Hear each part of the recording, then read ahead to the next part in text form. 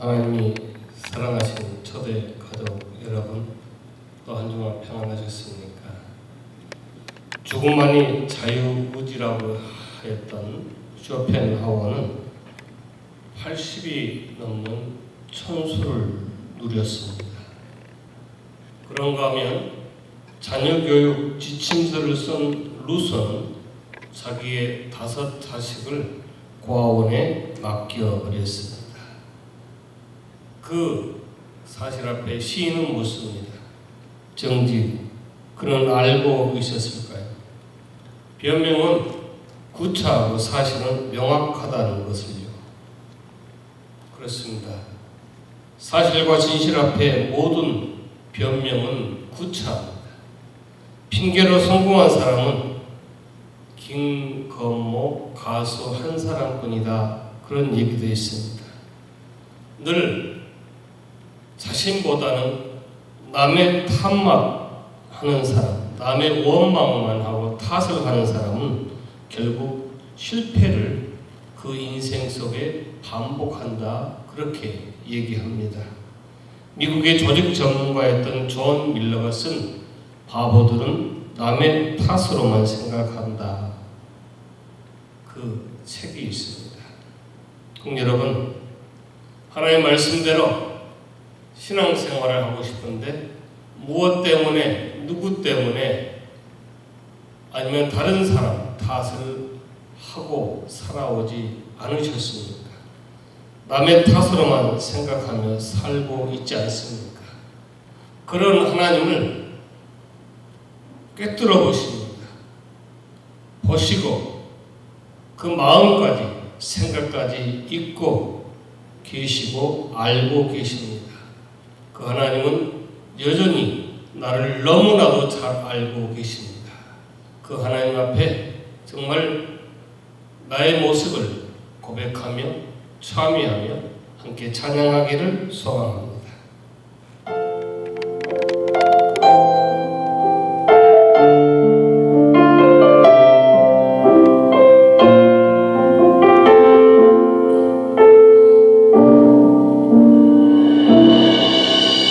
주 나의 모습 보네, 상한 나의 맘 보시네.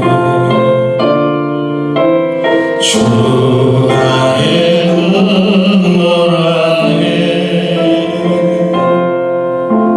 홀로 울던 맘 아시네. 주 나의 모습 보네, 상한 나의 맘 보시네. 주 나의 눈물 안에 홀로 울던 맘 아시네. 세상 소망 다 사라져가도 주의 사랑은 끝이 없으니, 살아가는 이 모든 순간이 주 은혜임을 나는 믿네.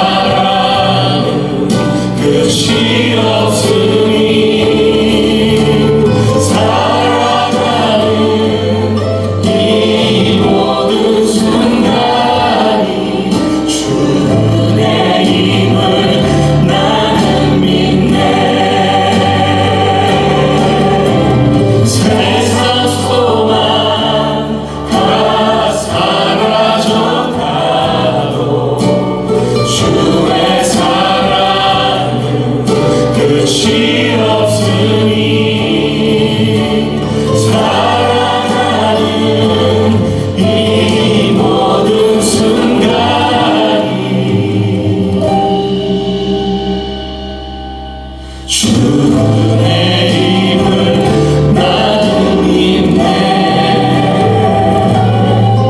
주 은혜임을 나는 믿네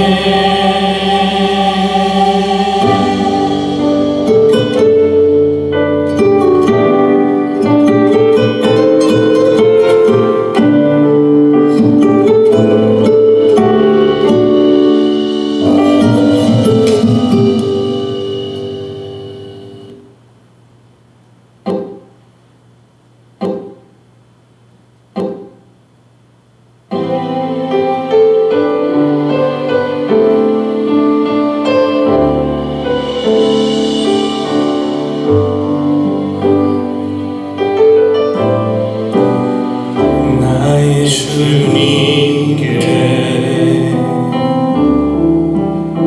찬양 드리며 그 크신 사랑 주 임재 감사히 어둠 속에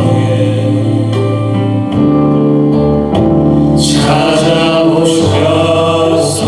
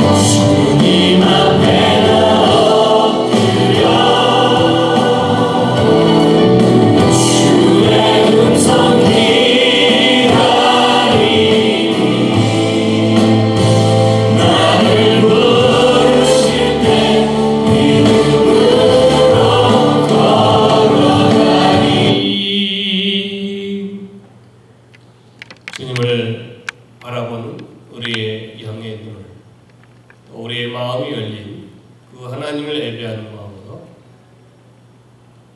우리가 하나님을 예배할 때 하나님의 임재를 또 하나님 만나는 그런 역사가 있기를 소망합니다. 이렇게 예배합니다. 영과 진리로 예배하라 하신 하나님, 오직 하나님께 예배드립니다. 9월 한 달을 사는 삶을 허락하여 주셔서 그 은혜를 찬양하며 감사드립니다. 어느덧 결실의 계절을 맞이하고 보내고 있습니다. 우리들 영적으로 맺어야 할 열매를 맺지 못했음을 돌아보게 합니다. 하나님 말씀에 순종하기보다 내 마음, 내 뜻대로 살아가려 해서 지난 우리 9개월 동안 살면서 그 삶을 회개하며 고백합니다.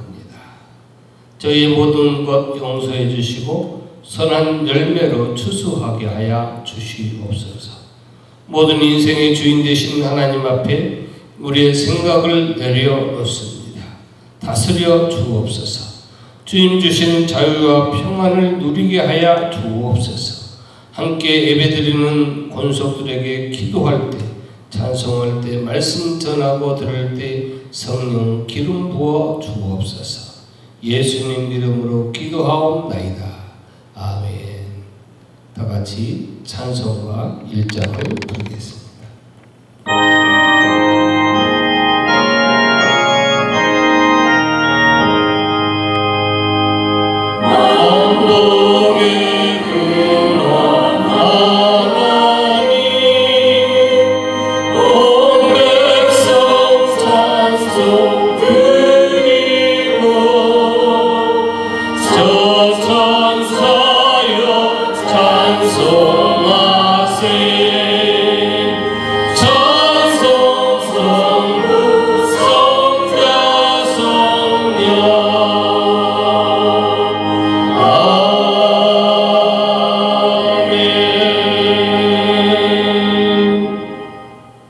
교동문 28번 시편 63편을 함께 교독하겠습니다. 하나님이여, 주는 나의 하나님이시라. 내가 간절히 주를 찾되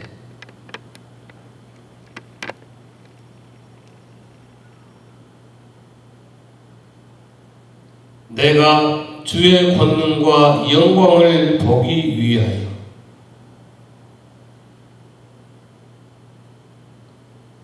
주의 인자심이 생명보다 나음으로 이러므로 나의 평생에 주를 송축하며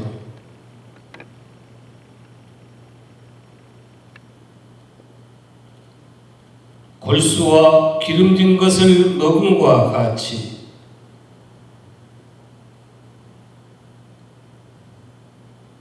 나의 입이 기쁜 입술로 주를 찬송하되 내가 나의 심상에 주를 기억하며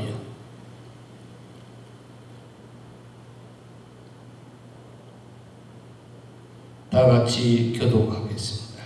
내가 주의 날개 그늘에서 즐겁게 부르리이다. 아멘. 우리 신앙을 사도신경을 고백함으로 함께 하겠습니다.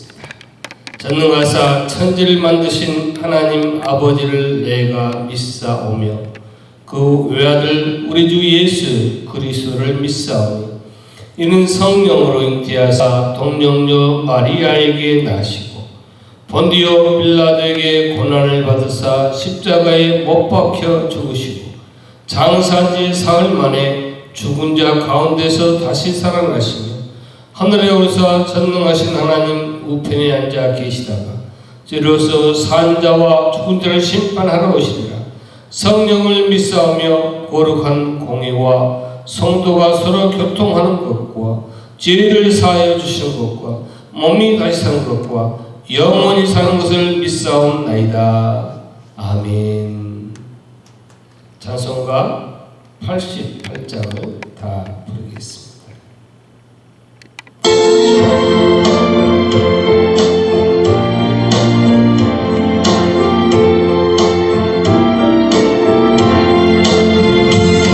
내 생각 선호하는 친구가 되신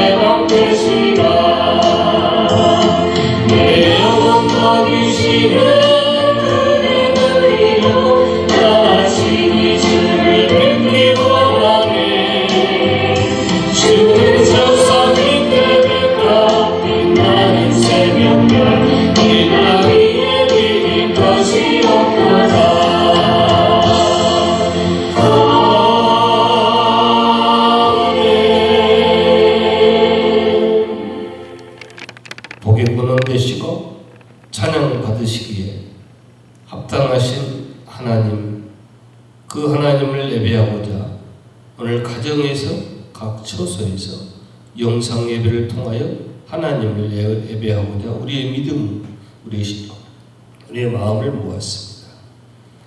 아버지 하나님, 이 세상 살아가는 하루하루가 힘들고 어려웠지만 하나님의 은혜로 우리가 살아왔음을 늘 감사하며 찬양합니다. 아버지 하나님, 언제나 하나님 소망으로 하나님 평안을 누리며 살게 하셨습니다.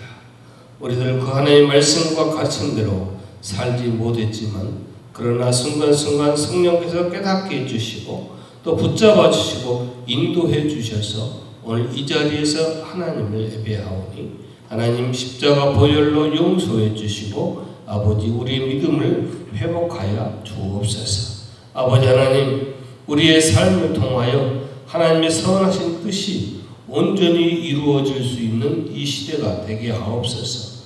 아버지 하나님, 생각지 못한 코로나 바이러스가 세상을 바꾸어 놓았습니다. 생각을 바꾸어 놓았습니다.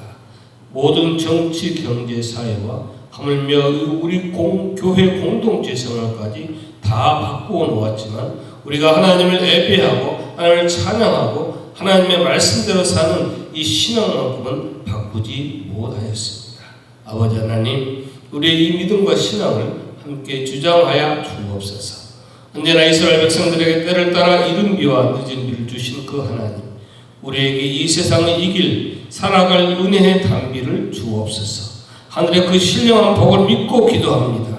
지팡이와 막대기로 지켜주시고 돌보시는 그 하나님만을 의지합니다.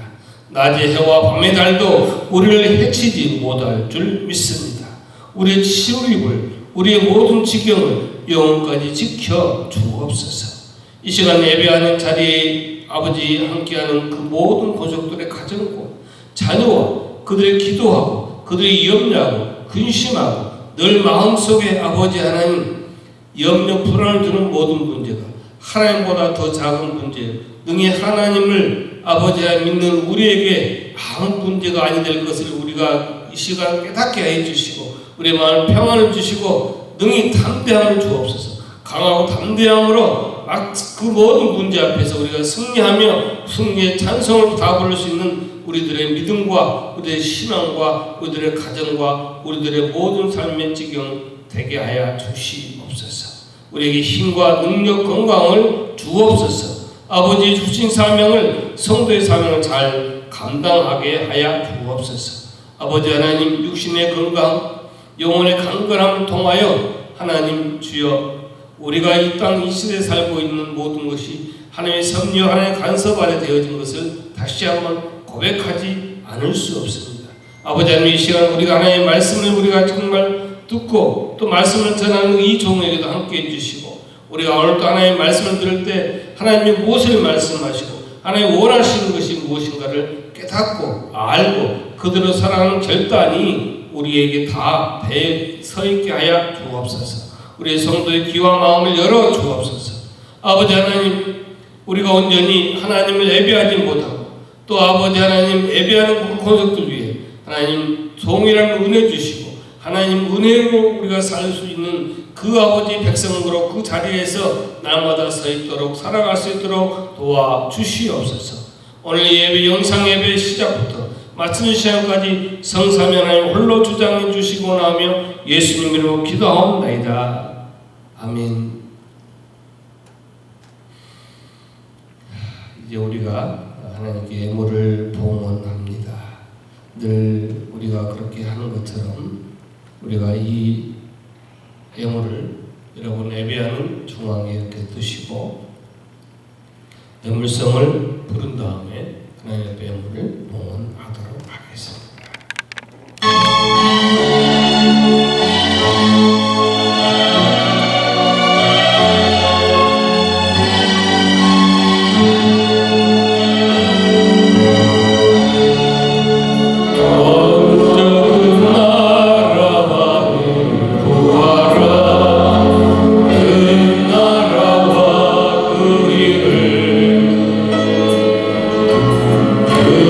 그리하며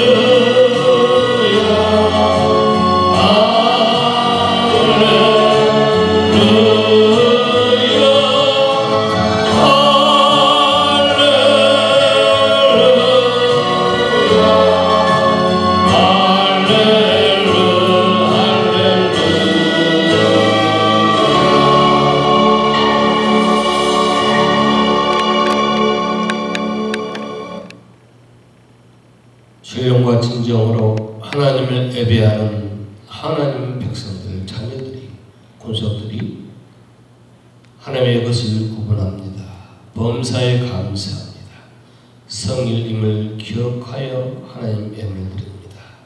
여러 가지 선교와 건축과 여러 모양으로 또한 기도하며 드리는 예물, 그 무릎, 그 신앙 믿음까지 모두 흥양하여 주옵소서.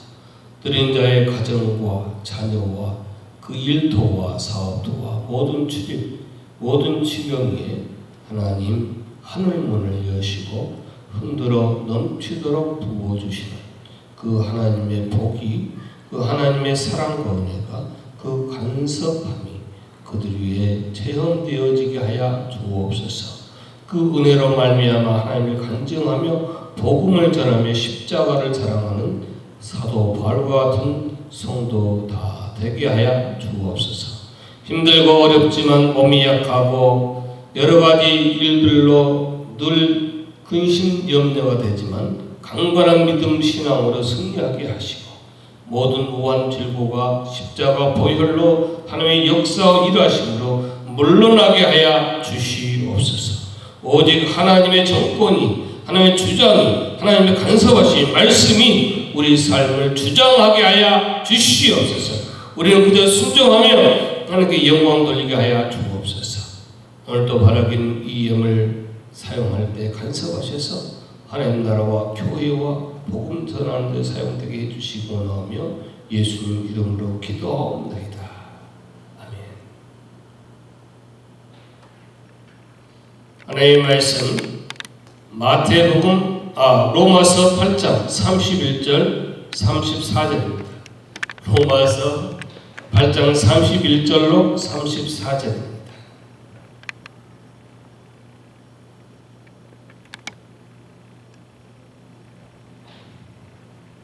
하나님의 말씀을 봉독해 올립니다. 그런즉 이 일에 대하여 우리가 무슨 말하리요? 만일 하나님이 우리를 원위하시면 누가 우리를 대적하리요? 자기 아들을 아끼지 아니하시고 우리 모든 사람을 위하여 내주신 이가 어찌 그 아들과 함께 모든 것을 우리에게 주시지 아니하겠느냐? 누가 능히 하나님께서 택하신 자들을 고발하리요? 의롭다 하신 이는 하나님이시니 누가 정죄하리요? 죽으실 뿐 아니라 다시 살아나신 이는 그리스도 예수시니 그는 하나님 우편에 계신 자여 우리를 위하여 강구하시는 자시니라.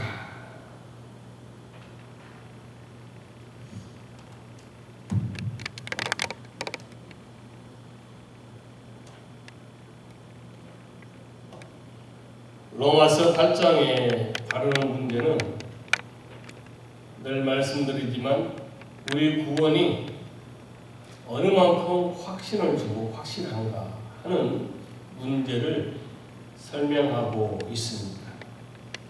우리가 보면 잡지나 아니면 TV를 보면 다이어트 광고를 보면 항상 뭐가 사진으로 나오고 있습니까? 비포와 애프터가 나옵니다. 사진으로 비교해 봅니다. 밥을 먹을 때와 밥을 먹지 않을 때, 우리가 뭔가를 하기 전과 할 때, 이 모든 것은 우리가 정말 그 얼마나 그 가치가 구별되게 우리에게 영향을 끼치고 있는 것을 보여주고 말하고 있습니다. 자기가 하기 전과 한 후에 정체성이 얼마나 달라졌는가 그것을 확인하게 됩니다. 그런데 여러분, 우리가 얻은 이 구원에 있어서는 그렇지 않습니다. 말로는 구원을 얻었다고 하는데 달라진 것이 없습니다. 제가 이 로마서를 강의하면서 여러분에게 종종 말씀드리지만 이 로마서 강의만 잘 들으시면 여러분들이 다른 말을 하지 않습니다. 하나님의 구원과 하나님의 섭리와 믿음과 신앙, 기독교 교리에 대해서 성경적으로 우리가 이해하고 알 수가 있습니다. 그래서 여러분이 이것을 잘 귀담아 듣고 또 우리가 하나님의 그 구원이 얼마나 확실한가를 우리가 깨달아야 된다는 것입니다. 자, 우리가 예를 들어서 무슨 약을 먹거나 어떤 뭐를 했을 때는 하기 전과 하는 후가 구분이 돼서 얘기할 수 있지만 우리가 구원에 대해서는 별로 그러지가 않은 것 같아요. 구원 받기 전과 받은 후가 달라진 것이 없어요. 그러면 자기가 구원을 어떻게 우리가 확신할 수 있겠어요?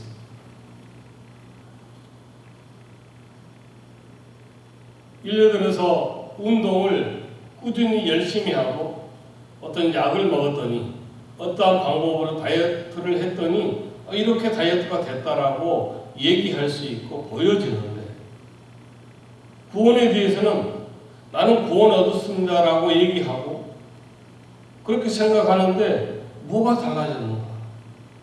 한번 스스로 생각해 보시기 바랍니다. 구원 얻기 전과 구원 얻은 후에 내 삶은, 내 인격은, 내 생각은, 내 모든 삶은 무엇이 달라졌는가? 생각해 보시기 바랍니다. 자기가 구원 얻었다고 생각하는 사람은 확실히 구원 얻은 사람일까요? 그렇다면 만약에 그런 확신이 없는 사람은 아직 구원 얻지 못했을까요? 어떻게 생각하십니까? 내가 구원 얻었습니다라고 하는 사람은 구원 얻었고 제가 아직 부족해요. 어떻게 구원 얻었다 할 수 있겠어요? 라고 한 사람은 구원 얻지 못했을까요? 어떻게 보일 수 있습니까? 한국에서 신학교 다닐 때 일인데요. 지금이야 그렇지 않지만 제가 79학번입니다. 79년도 공부를 하는데 그때는 신학생들이 어려웠습니다. 그리고 나이들도 굉장히 많았어요. 옷 한 벌에 1년을 입습니다. 또 항상 어려워요. 그래서 옛날에 보면 성이라는 게 있었잖아요. 또 항상 그 교회 권사님들이 라면이나 쌀을 사다가 문 앞에 놓고 한 그런 일들이 허다했습니다. 80년대 광주 사태로 인해 가지고 1학기 다니다가 학교 휴교한 다음 제가 학교로 돌아가지 못했습니다만 아무튼 그랬어요. 신학생이 남노하고 배가 고팠어요. 누군가가 밥을 이렇게 산다, 어떤 잔치가 있다 그러면 그날은 날은 잡아야 돼요.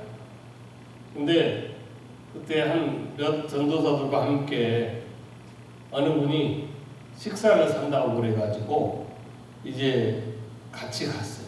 근데 한 전도사가 짬뽕 곱빼기 2그릇을 먹고 그 국물에 밥을 말아 먹더라고요. 옛날에 짬뽕을 얼마나 많이 줬어요. 흥성했잖아요. 근데 짬뽕 곱빼기에 2그릇을 먹고 그 국물에 밥을 말아 먹더라고요. 이 세상에서 짬뽕 곱빼기 2개 먹고 그 국물에 밥을 말아 먹어본 것을 그때 처음 보았고 알았어요. 짬뽕 곱빼기 한 그릇 먹고 양이 차는지 안 차는지는 누가 정합니까? 다른 사람이 정하지 않아요. 그렇죠? 너 이 정도 먹었으니까 배가 부르겠지라고 생각해서도 안 됩니다. 오직 자기가 정하는 거예요. 옆에서 아무리 짬뽕 곱빼기 다 먹었다고 얘기해도 이제 배부르니까 그만 먹으라고 해도 나는 아직 배가 고프면 먹어야 되는 거예요. 자기가 배가 부른지 배가 고픈지를 다른 사람이 정해 줄 수가 없어요. 이 말씀은 자기가 어떻게 느끼느냐 하는 것이 곧 정답이에요. 하지만 우리에게 허락된 구원은 그렇지가 않습니다. 내가 구원을 얻었다고 생각하면 구원을 얻은 것이고 자기가 구원을 아직 못 얻은 것 같다 생각하고 아직 못 얻었다고 생각하면 구원 얻지 못한 것이 아니에요. 여러분 로마서는 하나님이 우리를 어떻게 구원하셨는가라는 그 모든 것을 측면에서 설명을 하고 있어요. 근데 그 시작이 우리의 구원의 시작을 누가 했는가 하면 내가 한 것이 아니라 하나님이 하셨다는 거예요. 그 구원을 시작하신 분이 하나님이에요. 우리의 구원이 하나님의 예정 가운데 이루어졌다는 얘기는 우리가 구원받는 구원의 근거가 우리에게 있지 않고 누구에게 있다? 하나님께 있다는 거예요. 그러니까 우리가 아무리 나는 구원을 얻었습니다라고 얘기해도 그 구원을 시작하셨니? 구원을 이루게 하셨니? 구원을 이루어가는 모든 분은 누가 하신다? 하나님이 하시는 거예요. 짬뽕 곱빼기를 두 그릇 먹고도 국물에 밥을 말아 먹어야 양이 차는 것은 내가 정하는 거예요. 그러나 구원은 그렇지 않습니다. 우리가 구원 얻은 구원에 있어서 우리의 자격 또는 의지는 개입할 그런 틈이 없어요. 그 모든 것을 간섭하시고 시작하시고 이루어가는 건 하나님께 있어요. 늘 말씀드리지만 우리가 잘나서 구원 얻은 것 아닌 이상 우리가 못났다고 해서 구원을 취소할 수도 없어요. 돈이 많이 있다고 잘 배웠다고 잘생겼다고 구원 얻는 것 아니에요. 우리가 어느 만큼 무능하고 한심한 존재인지는 예수님이 우리를 대신해서 죽었다는 사실에 있습니다. 만약에 무지한 우리 인류가 우리 인간이 오늘 저와 여러분이 어느 정도 말귀가 통한 그런 사람이었다면 굳이 십자가에서 예수님을 죽게 하지 않고도 우리를 구원하게 하는 방법이 있었을 거예요. 그러나 예수님께서 그 십자가를 지시지 않고 죽지 않으면 안 되기 때문에 죽으셨다는 것은 오늘 저와 여러분이 그만큼 뭐하다? 심각하다는 얘기예요. 여러분 개개인이 생각할 때는 나 이 정도면 잘났어.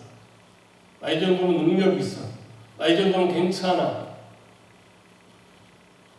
그렇게 생각할지 모르지만 그러나 하나님 앞에서 주님 앞에서 한심함 그 자체예요.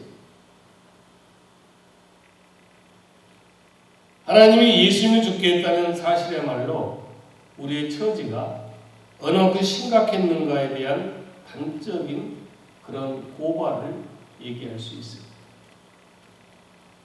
하나님이 우리를 위하여 그 아들 예수 그리스도를 십자가에 못 박았다는 사실은 우리를 향한 구원을 가지고 있는 하나님의 그 사랑이 하나님의 의지가 얼마나 강했는가를 우리가 엿볼 수가 있어요.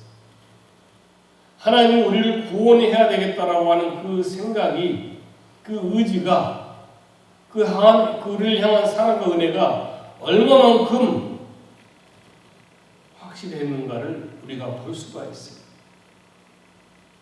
하나님은 죄인인 우리를 의롭다 하기 위해서 예수를 죽으셨어요. 예수의 죽음이 우리에게 허락된 구원의 시작입니다. 예수님의 죽음으로 우리의 구원이 다 끝난 것 아니에요. 예수님의 그 십자가의 죽으심으로 말미암아 우리 죄가 다 용서가 되고 우리가 사망의 그 그늘에서 사망의 자리에서 생명의 자리에 옮기게 된 구원의 시작입니다. 설마 하나님이 자 봐라 내가 너희를 위해서 예수를 내가 죽게 했다. 내가 너희를 할 일을 다 했으니 앞으로 너희가 하는 것을 내가 지켜보겠다. 그렇게 하시지 않습니다. 그냥 우리를 구원하시기 위해서 사랑과 은혜로 그 강한 의지를 가지고 고통하시는 하나님 그 모든 고통을 참으시고 예수님을 십자가에 내어주셨습니다. 예를 들어서 여러분 사이대접은 씨암탉으로 한다는 얘기가 있잖아요. 요즘에는 치킨 가게가 참 많습니다. 하지만 씨암탉을 잡아준다는 얘기는 치킨집에 치킨을 배달시켜가지고 양념 반 튀김 반 해가지고 치킨을 배달시켜주는 건 차원이 달라요. 이 씨암탉은요 달걀을 받기 위해서 키우는 닭이에요. 그렇잖아요. 뭐 지금이야 달걀을 아무데나 가서 사고 우리가 실컷 먹을 수 있지만 제가 어릴 때만 해도 그렇지 못했어요. 저는 다행히 집에서 닭을 좀 많이 키우고 있어가지고 늘 달걀을 먹을 수가 있었어요. 근데 이 달걀이 언제 먹을 수 있어요? 소풍 갈 때. 그다음 선생님께 선물한 게 뭐죠? 사이다 한 병. 그 다음에 집으로 묶은 그 저기에다가 달걀 이렇게 한 줄을 이렇게 해가지고 선생님께 드리는 거예요. 그럼 귀했어요. 그러니까 이 씨앗닭을 잡아준다는 얘기는 이제 이 달걀을 포기하겠다는 거예요. 그렇게 귀하고 그렇게 소중하고 그렇게 정말 먹거리가 되었던 우리의 영양분을 주었던 달걀을 포기한다는 거예요. 그리고 그 씨앗닭을 잡아주는 거예요. 여러분 이 말은 뭘까요?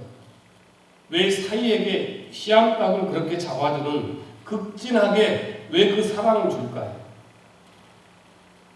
그건 왜 그런가 하면 씨앗닭에 비교하기도 할 수도 없는 정말 예쁘고 귀한 딸을 주었기 때문이에요.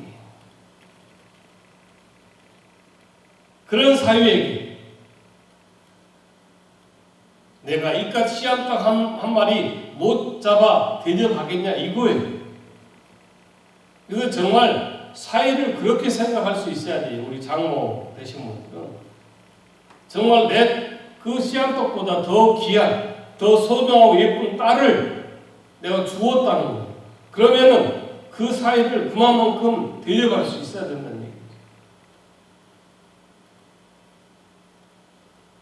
다른 사람을 위해서는 잡을 수 없지만 이 사위를 위해서는 얼마든지 잡을 수 있어요.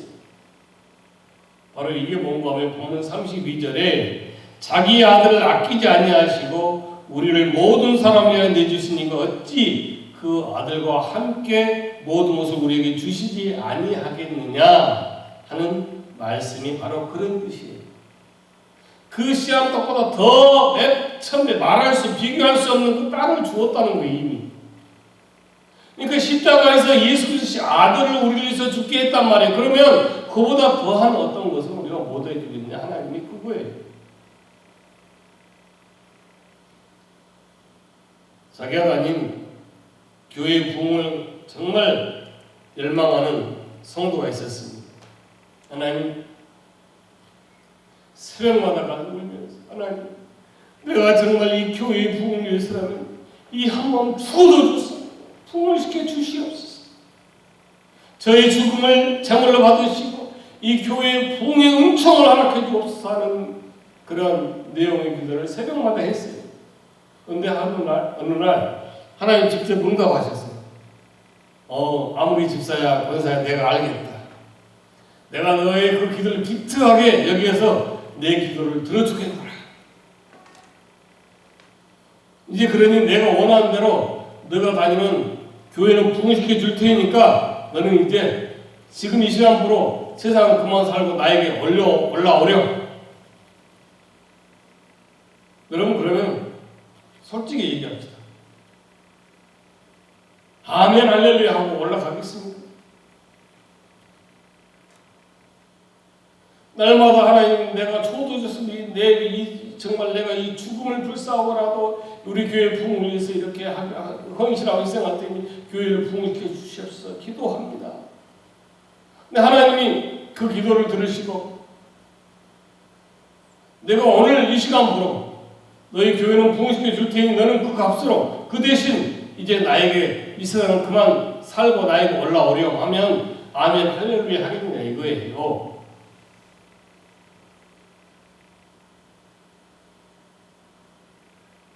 그러면 일반적으로 뭐라고 하겠습니까? 하나님 감사합니다. 할렐루야 하지 않을 것이 아니 하나님 말이 그렇다는 얘기입니다.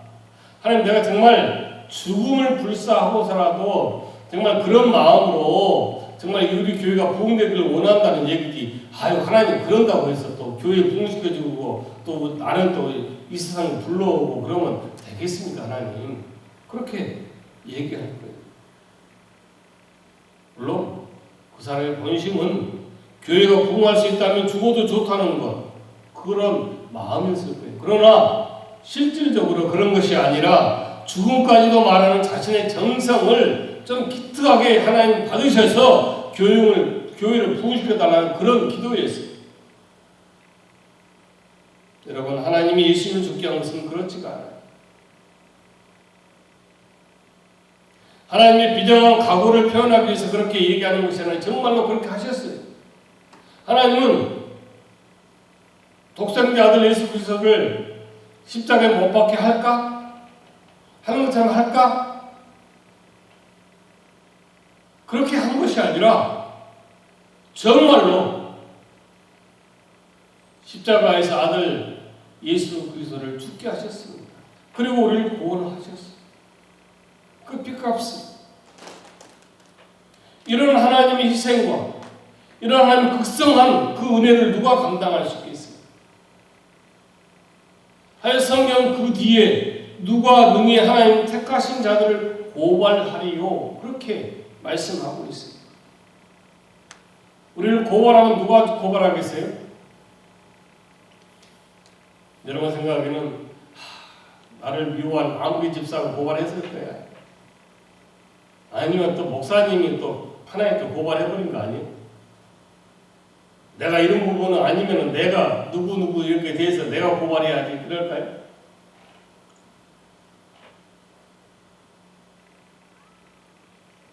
제가 신학교 다니면서 바로 위에 형, 지금 진도에서 목회하는 형과 자취하면서 너무나 이 형이 하는 게 섭섭해서 그 교회, 섬기는 교회 저녁에 이제 철야를 앞두고 다른 여성도사님하고 형하고 얘기하고 있는데 바로 그 옆에 앉아가지고 형의 섭섭한 얘기를 막 그냥 소리치면서 기도를 했어요. 그게 무슨 정말 마음이었는지 모르겠어요. 혹시 여러분 그러십니까? 근데 오늘 본문에 누가 고발하겠느냐, 이 고발의 그 주체는 사탄을 얘기합니다. 어쩌면 우리가 누군가에 대해서 그렇게 기도했다면, 내가 형에게 그렇게 기도했다면 그 순간 내가 사탄이 되었을 거예요. 그런 사탄의 마음이 아니고야 그렇게 할 수 있겠어요? 성경에 그런데 누가 능히 하나님 택하신 자들을 고발하리오라는 마음에 의롭다 하신 이는 하나님이시니라는 말씀이 나오고 있습니다. 무슨 말씀인가 하면 아무도 우리를 고발할 수 없는 근거로 우리를 향한 하나님의 사랑을 말하지 않고 하나님이 우리를 의롭다 하셨음을 말씀하고 있습니다. 우리를 사랑했다. 야 사탄아, 내가 이 김상복이를 내가 얼마나 사랑한 줄 아니? 어디서 고발하고 있어? 이런 뜻이 아니라 내가 이미 김상복이는 의롭다고 선언했느니라, 생각했느니라, 확신하느니라, 말했느니라고 말씀하셨다는 거예요. 그래서 사탄이 고발한 것에 대해서 하나님의 그 답이, 너 아무리 고발해도 김상복이는, 내 사랑하는 아무리 집사는, 여러분은 의롭다, 그렇게 말씀하셨다는 거예요. 성경이 이런 내용이 있는 이유는 1차적으로 우리가 고발당할 만한 일을 하기 때문에 그렇습니다. 사탄이 볼 때 언제나 우리 삶 속에서 하나님께 사탄이 고발할 그러한 일들이 있다는 거예요. 우리가 그래서 늘 그 순간 그렇잖아요.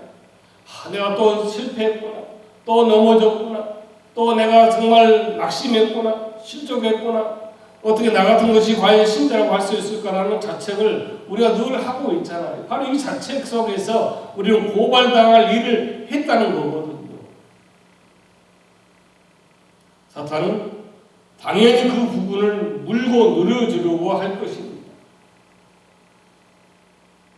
근데 사탄이 우리를 고발하면 누구에게 해야 하겠어요? 옳고 그른 것을 판단하시는 하나님께 합니다. 근데 그 하나님이 이미 의롭다 하셨다는 거예요. 무작정 자기 아이만 역성 드는 부모처럼 편드는 하나님이 아니십니다. 하나님이 공평하신 분이기 때문에 그렇습니다. 요즘 한국 정부에 공정을 얘기하고 평등을 얘기하지만 자기 자녀를 지키기 위해서, 자기 자녀를 법 안에서 구출해내기 위해서 얼마나 거짓말을 하고 얼마나 정말 온 각 부서 장관들을 다 한 팀으로 짜고 말을 맞추고 정말 그런 모습을 보니까 한국에 다시는 가고 싶은 마음이 없어요. 어쩌면 저렇게 할까? 여러분 식당에 가면 미국에서 보면 미국 부모들은 자녀가 떠들면 어떻게 합니까? 얘를 안거나 그러거나 그때그때 제지를 합니다. 못하게 합니다. 근데 우리 한국 부모들은 아이고 잘한다, 아이고 잘한다, 내게 잘한다, 내게 잘한다 뛰어놀게 합니다. 제지를 하잖아요. 그에 대해서 식당에서 일하시는 분이나 누가 얘기를 하면 아니 우리 애가 뭘 잘못했다고 귀한 자식을 그렇게 뭐라고 하냐고 하면서 오히려 또 호통을 치고 또 싸움을 벌여옵니다. 일방적으로 내 자식이기 때문에 내 손자이기 때문에 안 된다는 거예요. 근데 하나님은 그렇게 하지 않으셔요. 공평하신 하나님. 요한 1서 1장 9절 보니까 만일 우리가 우리 죄를 자백하면 그는 미쁘시고 의로우사 우리 죄를 사하시며 우리 모든 불의에서 깨끗하게 하실 것이요. 우리가 자백하면 미쁘시사 그 모든 죄악에서 우리를 깨끗하게 하신다는 거예요. 뭐가 있습니까? 우리가 우리의 죄를 자백하면 하나님은 우리의 죄를 사해 주신다는 거예요. 교회에서 늘 듣는 얘기이기 때문에 별로 새삼스러울 것이 없어요. 늘 그렇게 기도합니다. 늘 그렇게 얘기합니다. 네, 여러분, 진실은 우리의 죄를 자백하면 하나님은 미쁘시사 우리 죄를 사해 주시고 그 진심으로 자백한 그 회개는 그 용서함을 받고 용서함의 기쁨이 우리에게 있는 거예요. 그것이 우리에게 있어요. 오늘 성경은 하나님이 우리의 죄를 사하시는 근거로 우리를 향한 하나님의 은혜와 사랑으로 말씀하지 않고 하나님의 의로우심으로 말씀하고 있습니다. 하나님이 공평하다는 거예요. 하나님이 무조건 옳거니 이거는 우리 교회 우리 하나님의 자녀요, 하나님의 백성요, 하나님의 집사요, 하나님의 성도요, 하나님의 형제, 하나님의 자녀라는 것 때문에 무조건 편들어주지 않고 공평하신 하나님이라는 거예요. 장관이기 때문에 아들, 딸 지켜주고 거짓말시키고 그런 것이 아니라는 거예요. 만일 우리가 죄를 자백하면 하나님은 워낙 우리를 사랑하시는 분이기 때문에 우리를 죄를 사하신다라고 되어 있지 않습니다. 우리를 사랑해서 그런 거 아니에요. 의로우신 하나님, 공평하신 하나님께서 죄를 자백하면 사해 주신다는 거예요. 저는 미쁘시고 의로워서 우리 죄를 사하신다라고 되어 있습니다. 본래 미쁘고 의로우면 자기 자식이라고 해도 벌할 것은 벌해야 되는 거예요. 호주인가요?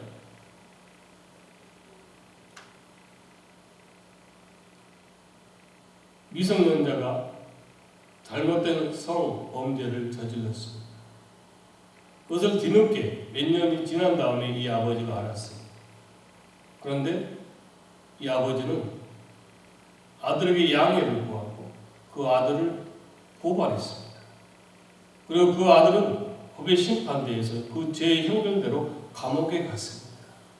바로 이것이 공평한 아버지입니다. 잘못한 것은 잘못했다라고 가르치고 얘기하고 바로 잡을 수 있는 그것이 부모고 또 그것이 우리가 해야 할 일입니다. 바로 그 공평함이 하나님께 있다는 거예요. 그 하나님은 미쁘시고 의로우셔서 우리가 전심으로 우리의 죄를 자백하면 우리의 죄를 사해 주신다는 거예요. 바로 그 의로움으로 하나님의 은혜와 사랑이 아닌 그 의로움으로 우리를 의롭다 칭해 주셨고 우리를 의롭게 만들어 가신다는 거예요. 사단이 아무리 물고 늘어주고 아무리 고발해도 또 내일 고발하고 또 내일 고발하고 하루에도 뭐 수십 번 고발을 한다 할지라도 미쁘신 하나님께서 우리가 그 죄를 자백하면 하나님은 우리의 그 모든 죄를 사해 주십니다. 의롭다 칭해 주십니다. 오늘 그걸 말씀하고 있어요. 본문에서 누가 등에 하나님이 택하신 자를 고발하리요 의롭다 하시니 하나님이시니 누가 정죄하리요라는 이 말에 이어서 또 뭐라고 하십니까? 죽으실 뿐 아니라 다시 살아나신 이는 그리스도 예수시니 이런 말씀이 나오고 있는 이유가 여기에 있어요.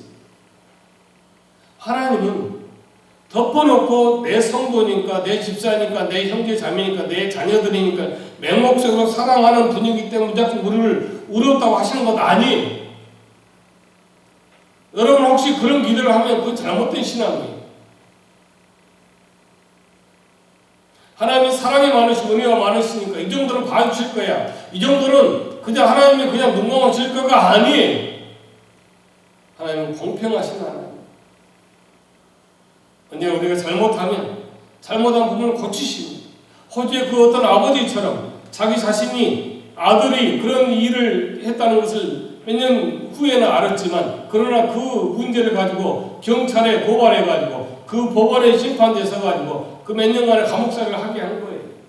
요즘 한국 같으면은 그 추 아줌마, 저 아저씨 이런 분 같으면 가능하겠어요? 절대 그럴 수가 없어요. 요즘 한국이 너무너무 걱정이 돼요.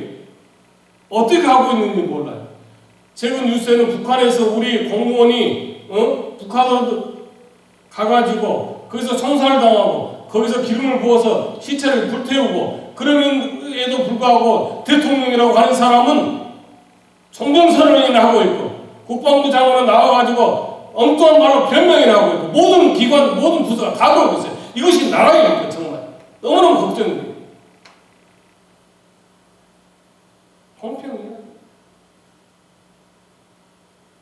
내가 장관직이 떠나간다 할지라도 내 아들, 딸이 잘못된 부분은 부모인 나부터 바로 잡아줄 때 그 아들의 인생이 그때부터 다르게 시작되는 거예요.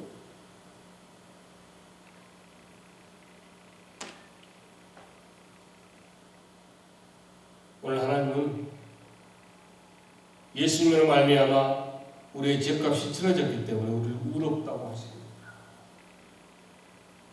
우리의 모든 죄가 십자가에서 이미 해결되었다는데 다시 들추는 것은 말이 되지 않습니다. 이것이 법률 용어로 일사부재리의 원칙이에요. 한 번 다른 것은 또 다시 다룰 수가 없어요. 이것이 일사부재리의 원칙입니다. 세상 법정도 그래요. 미국이나 한국 온 세계가 이건 같습니다. 우리 장로교 정치도 그렇습니다. 일사부조리 제도 정치는 이 법은 다 똑같습니다. 홍부전에 나오는 그런 얘기가 있어요. 홍부가 먹을 양식을 얻기 위해서 동네에 나섰다가 깊은 신호에 빠진 어떤 사람을 만나요.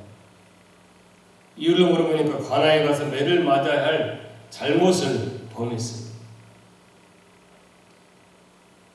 워낙 뇌세한 몸이기 때문에 매를 견딜 수가 없어서 어떻게 하면 좋을지 모르겠다는 거예요. 그래서 홍부가 그 사람 대신 매를 맞아주고 양식을 얻어오는 내용입니다. 마치 대동법 같습니다.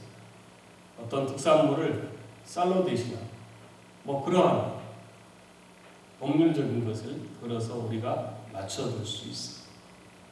홍부가 그랬습니다. 홍부가 대신 벌을 받았으니 그 사람은 다시 벌을 받을 이유가 없습니다. 홍부가 대신 매를 맞았는 광활하에서 그 사람을 다시 불러들인 것은 말이 되지 않습니다. 일사부재리 원칙이 어긋납니다. 우리가 바로 그런 사람들이에요. 예수님이 우리의 모든 죄값을 치르셨어요. 그리고 하나님이 그것을 인정해 주셨습니다. 우리를 자녀 삼아 주셨습니다. 우리를 백성 삼아 주셨습니다. 우리를 구원해 주셨습니다. 여러분 믿으십니까? 하나님이 우리를 의롭다 하시는 것은 하나님의 사랑 이전에 하나님의 공의에 속한 문제예요. 오늘 저와 여러분이 모든 죄의 문제는 이미 깨끗하게 해결되었음을 믿으시기 바랍니다. 우리는 더 이상 죄와 상관없는 사람들이에요. 예수 믿는다고 하는데 우리의 죄는 이미 십자가에서 다 해결되었어요. 그래서 우리가 이 구원이라는 것이 십자가 사건이 얼마나 심각한지 몰라요. 우리가 그러한 십자가의 피의 공로를 위해서 구원 얻은 하나님의 백성의 성도라면 우리가 예수님을 믿어서 예수 믿은 그 십자가의 피값으로 구원을 얻었다면 구원 얻기 전과 구원 얻기의 삶이 달라져야 돼요. 마치 애프터 비포 애프터를 다이어트 광고가 이렇게 전혀 정말 한 150kg, 200kg 나갔던 사람이 한 80kg 된 사진을 딱 내놓은 것처럼 누가 봐도 저 사람이 예수 믿는 사람이, 저 사람이 예수 영접한 사람이, 저 사람은 구원 얻은 사람이라는 것을 확실히 볼 수 있도록 우리가 어떻게 살아야 되나? 그렇게 살아가야 되는 거예요. 그래야 말입니다.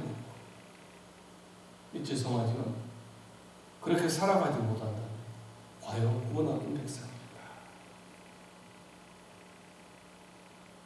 목사라고 하는데, 장로라고 하는데, 선교사라고 하는데, 전도사라고 하는데, 안수집사, 권사 아무리 어떤 직책이 중요한 것이 아니라 정말 누가 봐도 그 사람은 구원 얻은 백성이라는 이 픽처를 보여줄 수 있어야 되는 거예요. 그때야 비로소 오늘 하나님 말씀하신 의로우신 하나님이 십자가에서 우리들을 다 해결해 주셨다 이 말씀과 우리의 삶이 맥을 같이 하는 거예요. 그래서 우리는 성도라고 할 수 있는 거예요. 예수를 10년, 20년, 30년 믿어도 주일 예배에 참석하는 문제를 갖고 갈등하고 있었다. 아직도 11조 하는 것 때문에 고민하고 걱정하고 있다면 죄송합니다만 평생 그 사람은 그것 때문에 고민하고 걱정합니다. 신앙의 자극을 받을 때마다 고작 하는 얘기가 뭐죠? 앞으로는 예배 빼먹지 말아야지.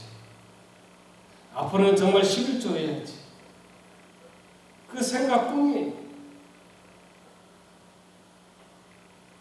그 정도 문제는요. 예수 믿은 지 한 달 늦어도 석 달이면 졸업해야 되는 그런 문제예요. 한 달, 석 달. 정말 신앙생활을 하는 분들은 참으로 십자가에서 제 문제를 해결하시는 분들은 예수를 믿은 지 한 달 됐어도 정말 석 달, 6개월이 됐어도 그렇게 살아가는 것을 저는 보았어요. 그런 성도를 보면 너무너무 행복해요. 내가 할 말이 있잖아요, 하나님.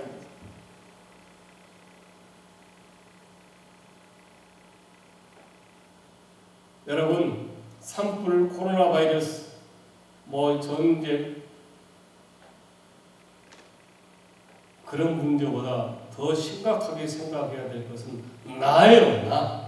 내가 구원 얻기 전과 구원 얻은 후에 정말 픽처럼 애프터와 비포가 확연히 구분될 수 있는 그러한 내 자신의 신앙이고 믿음인가 성도라는 그런 모습인가를 확실히 보여주고 있는가요? 우리 이 고민해야 돼요. 지금 이 걱정해야 돼요.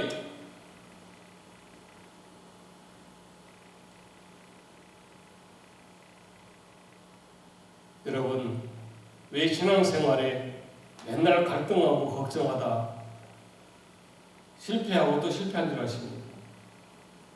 평생 붙들고 갈등하고 고민하고 씨름만 하다가 다시 그것을 문제를 낳아버리고 또 씨름하다 낳아버리고 하기 때문에 정말 신앙의 믿음으로 하는 그 모든 결단과 그 삶과 그 하나님의 십자가에 해결하는 그 구원 얻은 후에 그 성도의 삶을 한 번도 해보지 못하기 때문에 때문에 그 재미를, 그 맛을 모르는 거예요. 체험하지 못하는 거예요. 그러니까 못해요.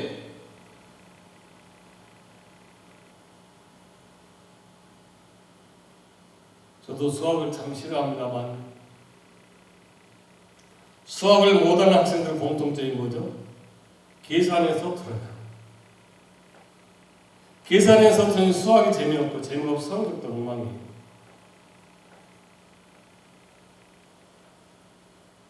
식사 초대를 받아서 한 명씩 중심으로 준비하는 집에 가보면 늘 우리 한국 가정은 잡채가 나오잖아요.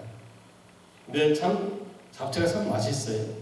근데 그 잡채 면이 잘 삶아지면 그렇게 그 잡채가 더 맛있지 않습니까? 그렇죠? 그 면발이. 근데 그 같이 식사를 하는 분이 그런 말씀을 하더라고요. 이 면은 진짜 잘 삶아야 돼. 정확한 불에 그 정해진 시간으로 삶으면 그렇게 맛있게 된다. 근데 그 면을 1분만 더 삶아도 잡채가 퍼져버려요. 맛이 달라요. 뭐 잡채뿐 아니라 모든 요리가 그렇다고 해도 과언이 아닙니다만 잡채 그렇습니다. 정해진 레시피대로 충실하게 조리하면 맛있게 만들어진 자기 습관대로 해가지고 최상의 맛이 안 나온다는 거예요. 1년 잡채 면을 삶다가 급한 일이 생겨가지고 그만 깜빡해버리는 거죠. 자기 마음대로 뭐 다른 걸 하다가 그냥 잊어버리는 거죠. 그냥 잠깐 소홀히 여기다가 다른 거 하다가 그냥 시간 지나쳐버리는 거죠. 뭐죠? 레시피 방법이 있고 시간이 있는 그걸 알고 있으면서 옛날에 그 전에는 잘 했는데 지금은 내 마음대로 하는 것 때문에 그 잡채를 망쳐버렸어요. 하다못해 라면을 끓이는데도 정해진 레시피를 따라야 돼요. 라면 하나에 물 얼마, 파, 계란 얹어놓고 물은 어느 만큼 또 이 불은 언제 끓였을 때 이거를 불을 꺼야 되는데 이거 레시피가 있잖아요. 그렇죠? 하다못해 라면도 조금만 일찍 조금만 늦게 해도 맛이 달라지는데 오늘 저와 여러분의 인생은 어떨까요?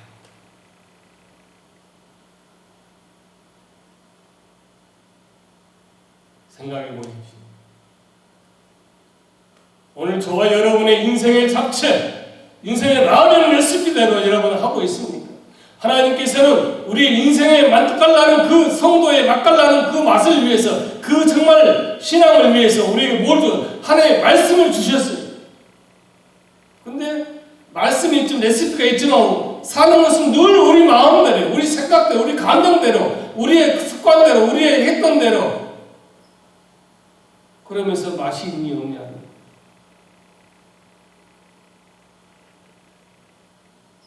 워낙 그렇게 살아버리는데 그렇게 대충 살아서 그렇게 사는 걸 불편한 건 몰라요.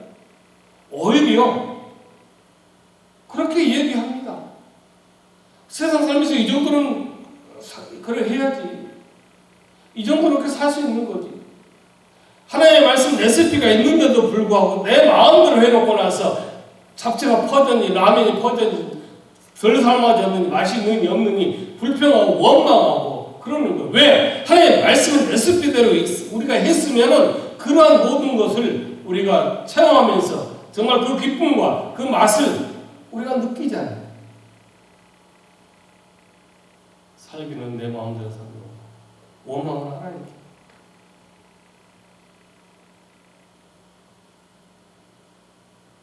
하나님의 말씀대로 충실하게 살아서 하나님이 예비하신 복을 제대로 누려본 경험이 없으니 늘 불편한 것도 불편한 것인 줄 몰라요. 그것이 그냥 그렇게 사는 거라고 생각해.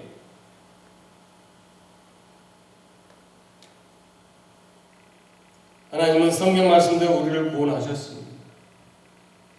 문제는 여러분 기억하십시오. 하나님은 우리를 구원하실 때도 하나님의 마음대로 구원하신 것이 아니라 하나님의 말씀대로 말씀해놓은 대로 우리를 구원하셨어요. 여러분 하나님의 말씀대로 틀린 것도 있으십니까? 혹시 하나님의 말씀하신 것이 틀린 대로 섬기게 대화하고 또 되어진 일이 있고 되어진 그런 일이 있으면 여러분 하나도 발견되면 저한테 전화하세요. 제가 정말 100불 드릴게요. 100불. 저한테 100불은 큽니다. 없어요. 하나님도 성경 말씀대로 우리를 구원하셨는데 하나님 말씀대로 그 성경 말씀대로 십자가의 은혜로 그 하나님의 그 선한 의로움을 우리가 구원 얻었다 하면서도 우리는 하나님 말씀 말씀대로 구원 얻은 백성이라고 하면서 우리 마음대로 세상을 살고 있다는 거예요. 하나님 의로우신 아래서 우리가 구원 얻었다고 얘기하면서도 그렇게 생각하면서도 우리는 늘 내 마음대로 살고 있어요.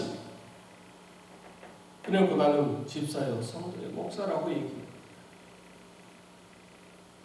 이 세상 여러분 생각하면 두렵죠. 여러분 벌어놓은 돈, 사놓은 집들, 또 그런 여러분이 정말 세상에 이런 부분들 어떻게 하시겠습니까?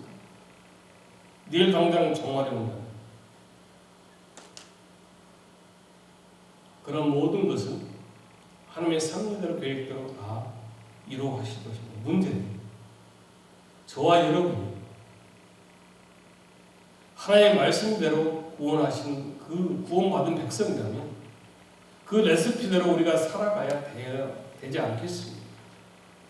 우리 마음대로 살아가는 저와 여러분이 되어진다면 하나님의 의로 인해서 구원 얻은 백성이라고 할 수가 없습니다. 하나님은 저와 여러분 하나님의 의로 구원 얻은 백성이라면 성도라면 오늘부터라도 하나님의 말씀 그 레시피대로 살아가는 저와 여러분 되시기를 주님의 이름으로 권면드립니다. 아버지 하나님 감사합니다. 우리가 구원 얻은 백성이요 나만한 믿음이 어디 있어? 난 정말 신앙생활을 이렇게 잘하고 있는데 저 사람이 문제라고 지적질하는 것이 아니라 이 세상이 산불이 나고 코로나 바이러스와 여러 가지 기근과 난리가 나는 이 메뚜기 때 모든 문제들 이루 말할 수 없는 일들이 일어날 때 우리가 정말 그 산불 때문에 못 살았겠네, 바이러스 때문에 못 살았겠네가 할 때가 아니라 내 자신이 하나님의 의로 하나님의 말씀대로 구원 얻은 백성으로서 하나님의 말씀대로 살아가고 있는지 우리가 스스로 살펴보게 하여 주옵소서. 이제라도 우리가 하나님의 말씀대로 살며 정말 하나님의 구원 얻은 그 백성답게 비포와 애프터의 픽처를 이 세상에 보여주며 살 수 있는 성도 되어지게 하여 주시옵소서. 예수님 이름으로 기도하옵나이다. 아멘. 찬송가 260장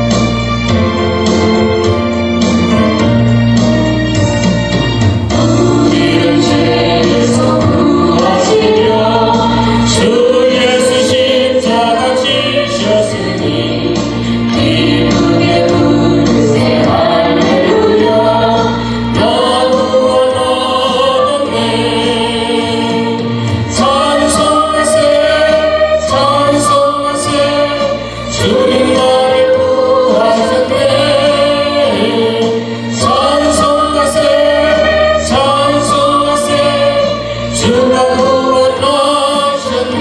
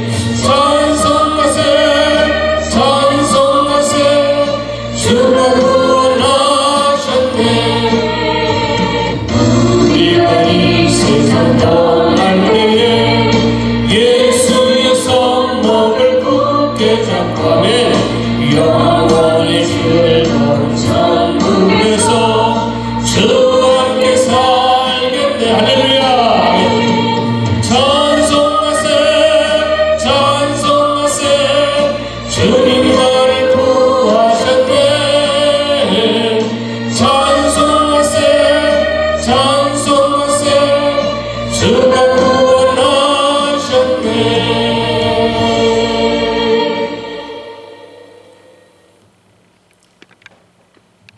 예, 안내해 말씀드립니다.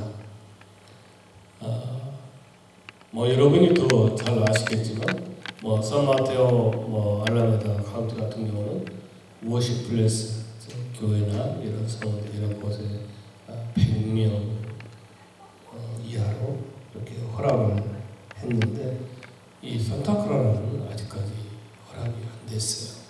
아무튼 그 카운티 허락 후에 정상적인 예배에 대해서 생각하고 안내하겠습니다. 예물 지난주도 말씀드렸던 것처럼 8월 30일, 9월 6일 주일 예물을 기수하는 토끼입니다. 제가 보내드렸던 단톡 카톡방에 보내드렸던 것처럼 카운티가 허락을 해도 또 미국 교회가 또 우리에게 요구한 것이 있습니다. 우리가 본당에서 예배 드리기를 원하는 것을 알아요. 이 교회에서.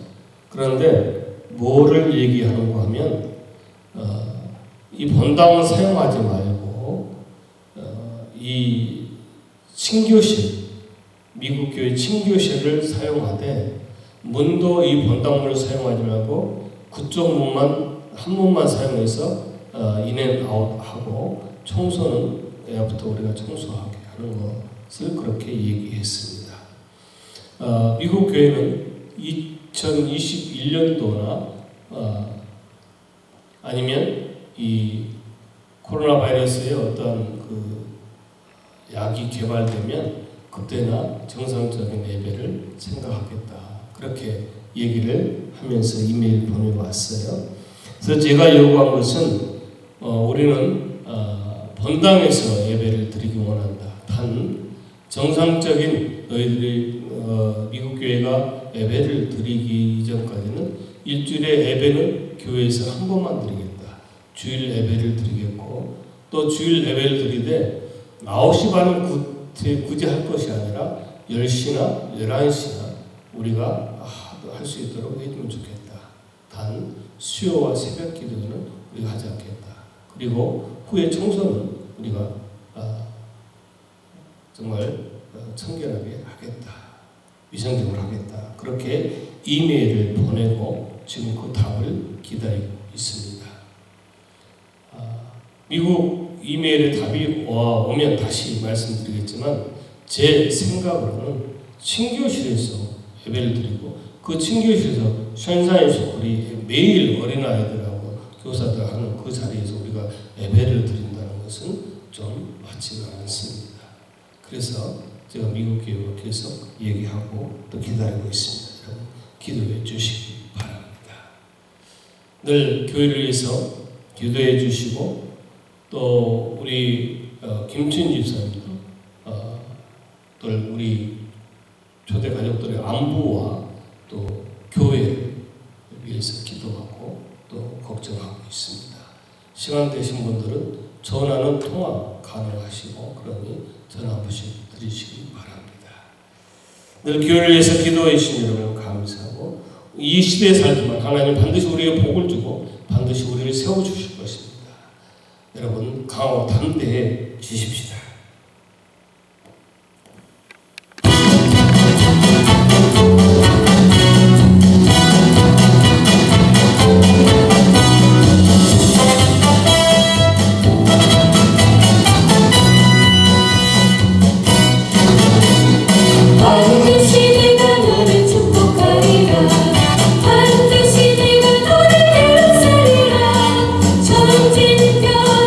나의 약속은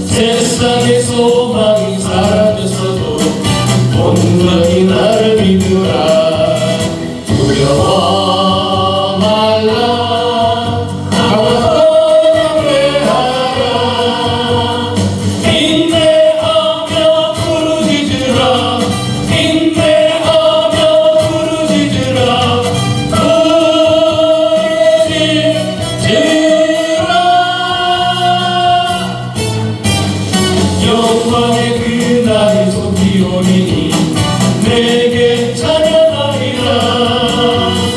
영광의 그날이 속히 오리니 내게 찬양하리라.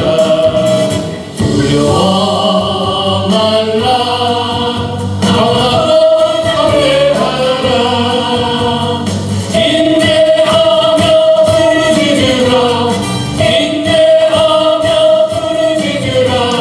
부르짖으라.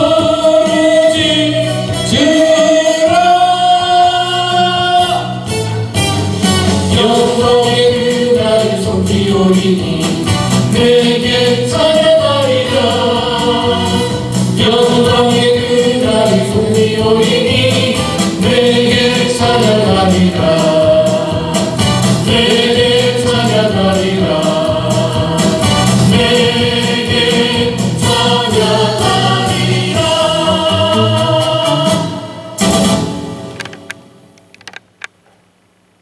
이제는 우리 구주 예수 그리스도의 원하신 그 은혜와 말씀대로 십자가에 독생자를 내어놓으신 망극하신 하나님 아버지의 의로우심, 성령 하나님이 깨닫게 하고 알게 하시고 우리를 붙잡아서 늘 하나님의 자녀의 자리에 있게 하신 그 은혜가 오늘 초대교회 본사들 정말 하나님의 의로운 구원을 이룬 구원 얻은 백성답게 살아갈 것을, 예수 믿기 전과 예수 믿은 후 구원 얻기 전과 구원 얻은 후의 삶이 달라진 것을 보이며 살기를 다짐한 본석들을 위해 그들의 가정, 자녀, 그들의 모든 삶의 지경 식탁 위에 이때 영원히 함께 하옵시기를 간절히 축원하옵나이다. 아멘.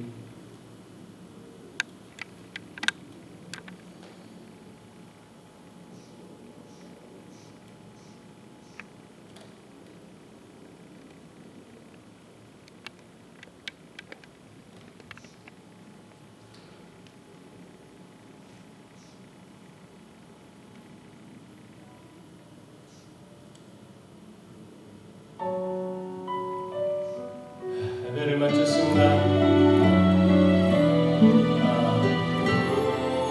서로를 위해서 기도하고 또 저는 한 주간 여러분을 위해서 기도할 겁니다.